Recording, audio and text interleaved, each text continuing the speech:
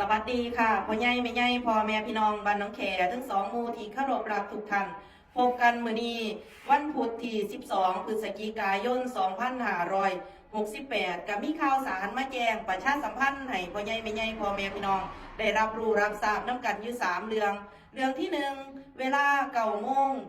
นะคะในมื้อนี้ทางเจ้าหน้าที่องค์การบริหารส่วนตำบลหนองไผ่เพิ่นก็สิได้ออกมาเก็บค่าน้ำประปาจากพ่อใหญ่แม่ใหญ่พ่อแม่พี่น้องบ้านหนองแขของเฮาอยู่ที่กองทุนหมู่7ก็เรียนเชิญนะคะให้ออกมาจ่ายค่าน้ำประปาอยู่ที่กองทุนหมู่7ในเวลา9 โมงเรื่องที่2โครงการคนละครึ่งผัดรอบ2นะคะกระแจ้งพ่อใหญ่แม่ใหญ่ประชาชนทุกท่านนะคะ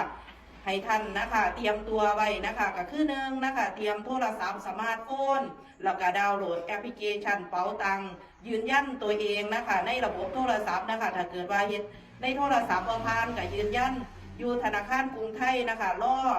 อโครงการนะคะเพื่อ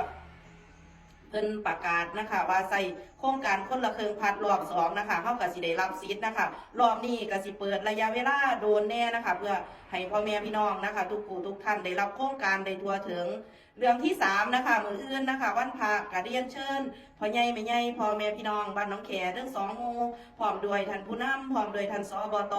ท่านอสมท่านผู้ทรงคุณวุฒิทางคณะกรรมการวัดคณะกรรมการหมู่บ้านนะคะทั้ง2 หมู่บ้านรวมกันทำบุญอยู่ที่วัดแล้วก็แสดงความคิดเห็นขอมติว่าเฮาสิเอาบุญเข้าปฏิบัติกรรมบ่นะคะอยู่ที่วัดช่วงเช้า